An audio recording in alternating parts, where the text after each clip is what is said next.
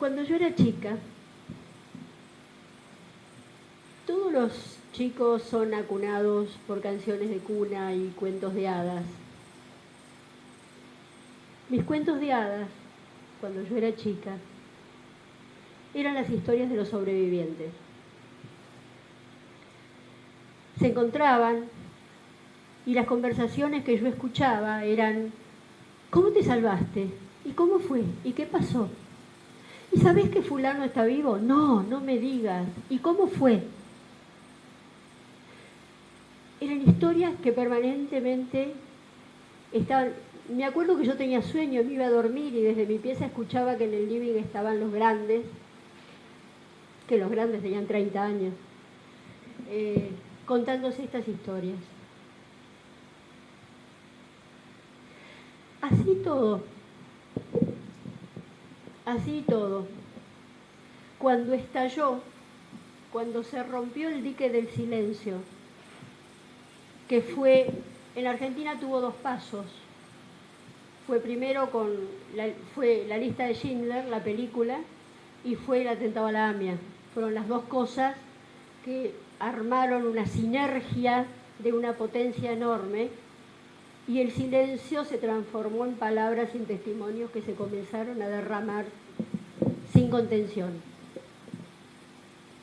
Y en ese momento yo me empecé a preguntar: ¿cómo es que yo no sabía nada? ¿Cómo es que a mí no me dijeron nada?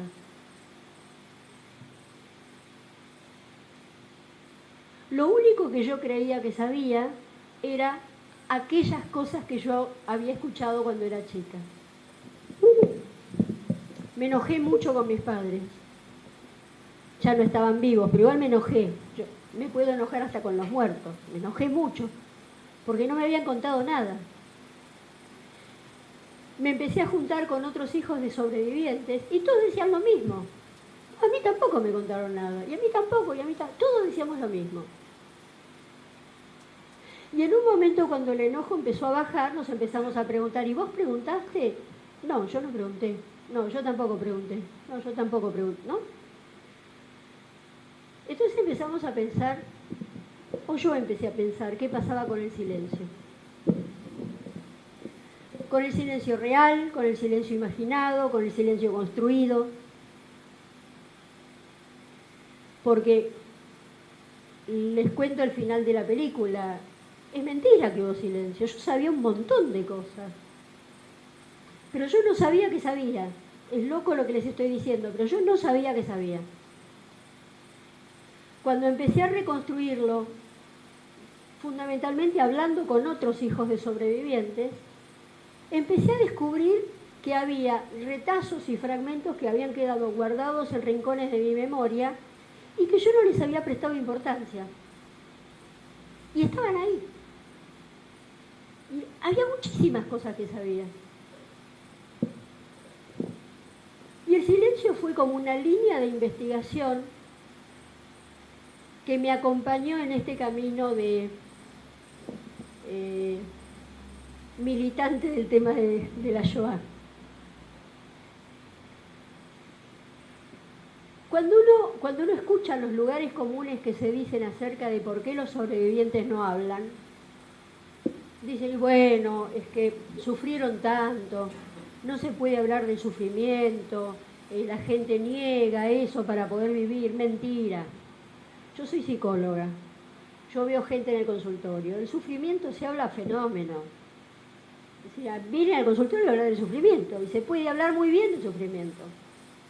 Se puede hablar de la tortura, se puede hablar de la muerte, se puede hablar del dolor, se puede hablar de la angustia. Lo que yo veo en mi práctica terapéutica es que de lo que no se puede hablar es de la humillación y de la vergüenza. De eso no se puede hablar, ni siquiera con uno mismo. Uno lo guarda, uno lo quiere amansar como una fiera que quiere que quede adormecida, y no me quiero acordar. Muchas historias, muchas vivencias de sobrevivientes tienen que ver con momentos de humillación y de vergüenza. Pero no me alcanzaba eso. ¿Por qué esta sensación de silencio?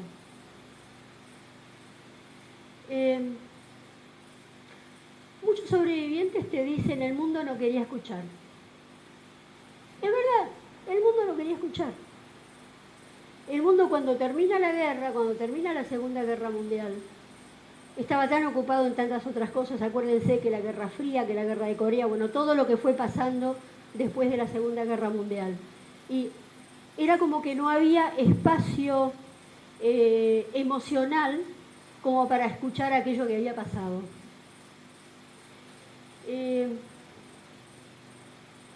El diquecito se fragmentó un chiquitito con el juicio Eichmann.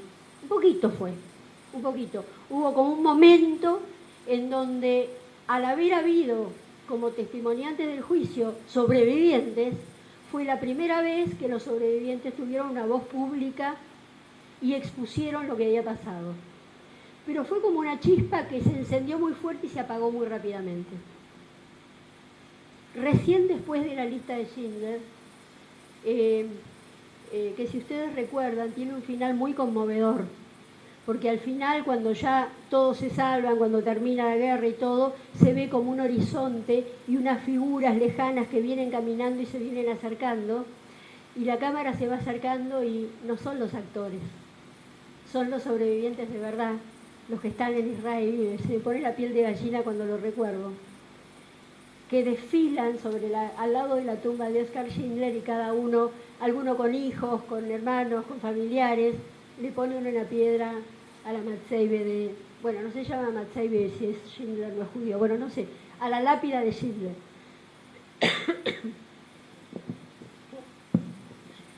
El mundo no quería escuchar. Es verdad que el mundo no quería escuchar.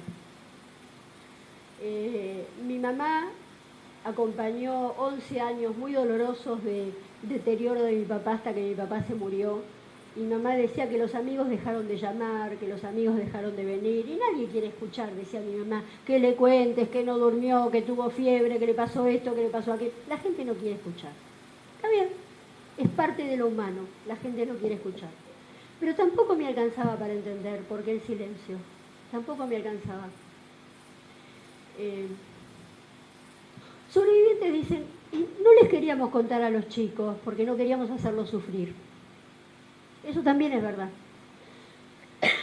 Uno elige lo que le va contando a los hijos, pero especialmente si uno tiene historias que tienen que ver con vergüenza o con humillación, ¿cómo haces para abrir ese archivo y evitar contar esa partecita que no querés? No solamente contar, no querés ni recordarla. Por otra parte, esto de que los chicos sepan todo lo que pasa es un fenómeno nuevo en la historia de la humanidad. Normalmente antes los padres no les contaban cosas a los chicos. No tiene que ver con que sean sobrevivientes de la Shoah. Agarrás cualquier familia que no tiene nada que ver con la Shoah y los chicos no saben del abuelo, de qué lugar era, no saben. No se hablaba de estas cosas. Pero igual no me alcanzaba para entender por qué el silencio.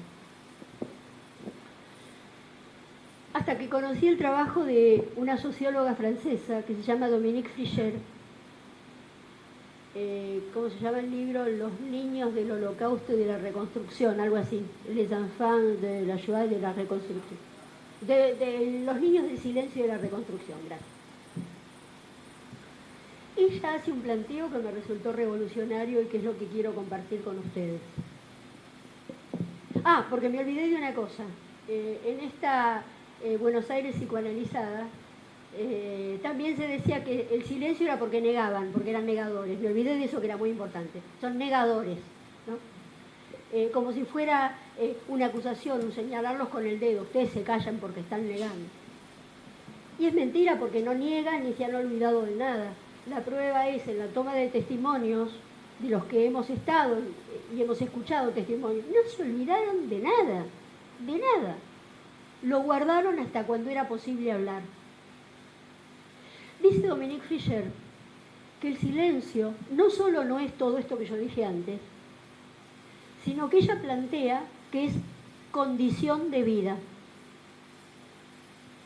Que los sobrevivientes de hechos genocidas, como la Shoah, y yo agrego, como todos los demás incluso la dictadura argentina, como todos los demás, precisan de varias décadas para que los protagonistas se puedan poner en contacto con eso y hablar de esto.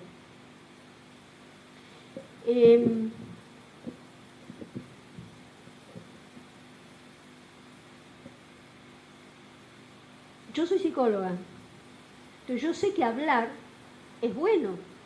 Si cuando a uno le pasa algo, cuando uno habla, lo transforma en operativo. Uno puede operar con este hecho que le pasó, puede procesarlo y puede hacer toda una serie de mecanismos que le permiten seguir viviendo.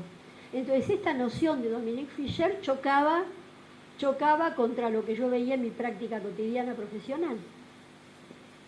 Entonces, a partir de lo de ella, yo me quedé pensando en que tal vez habría, y esta es mi ponencia hoy acá, todo esto fue una introducción, que tal vez habría que diferenciar dos tipos de silencios.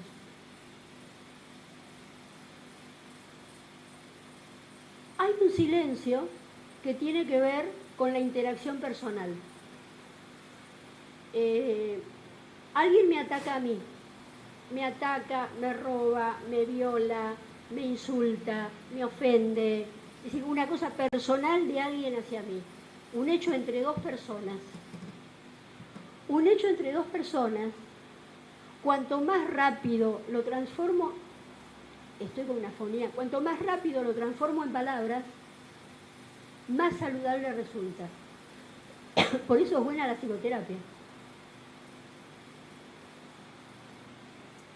Cuando este tipo de ataques personales uno los guarda, empiezan a tener un efecto tóxico de un poder que a medida que pasa el tiempo va creciendo. Porque uno necesita más esfuerzo y más energía para irlo guardando y tapando.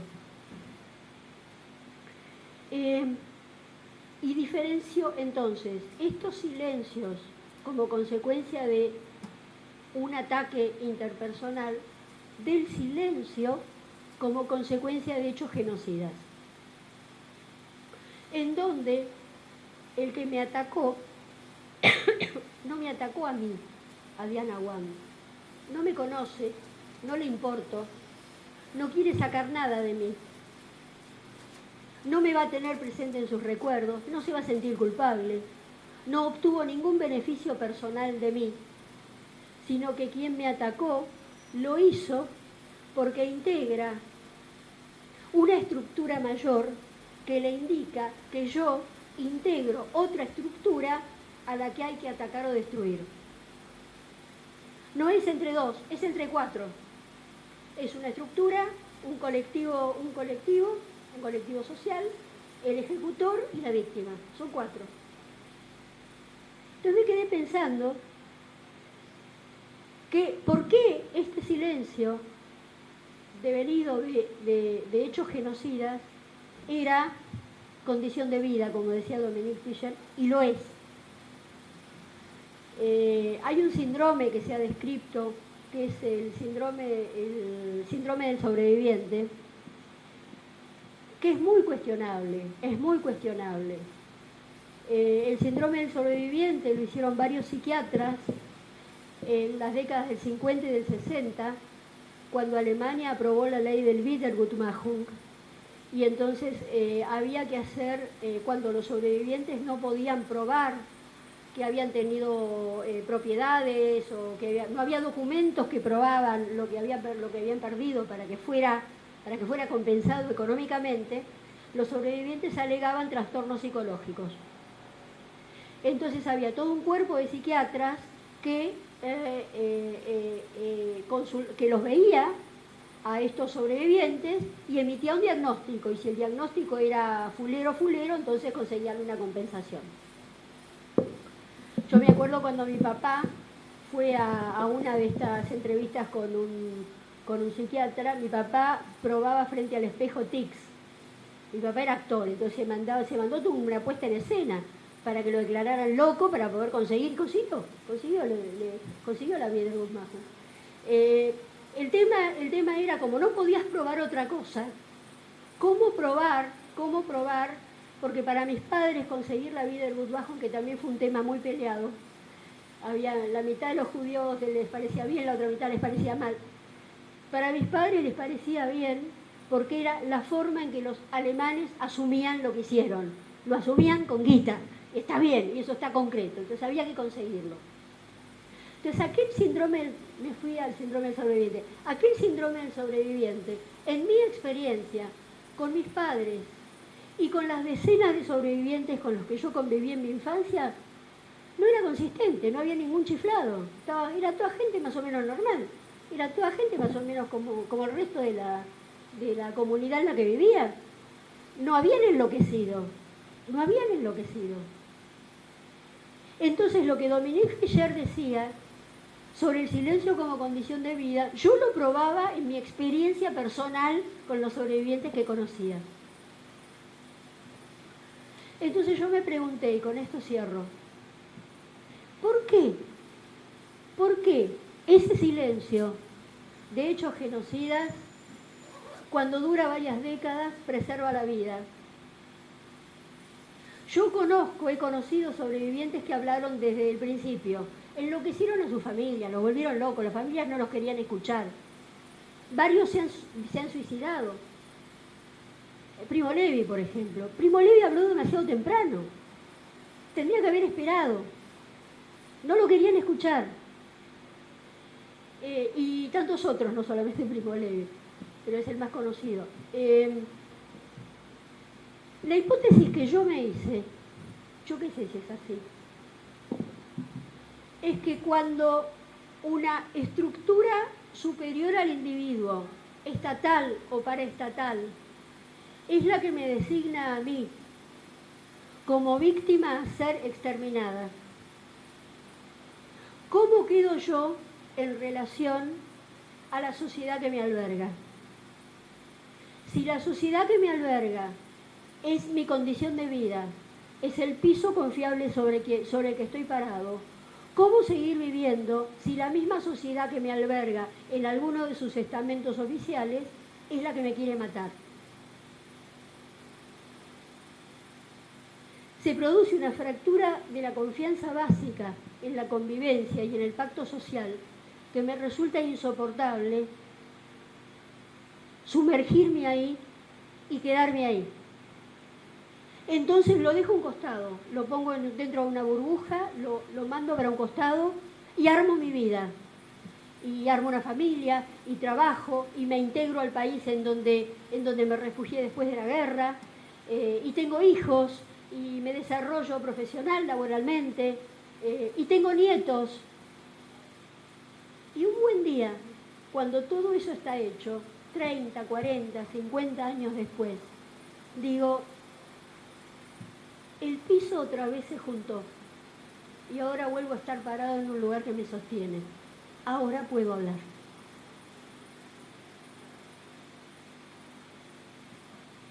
Jorge Semprún, sobreviviente de Buchenwald, donde fue detenido por comunista, escribió un libro maravilloso que se llama La escritura o la vida. Allí dice que cuando fue liberado de Buchenwald, él pensaba escribir rápidamente y decidió no hacerlo, porque si lo hacía, creía que no iba a poder salir de esto, como si hubiera sido una materia pegajosa que lo iba a hundir en un abismo, y tenía razón.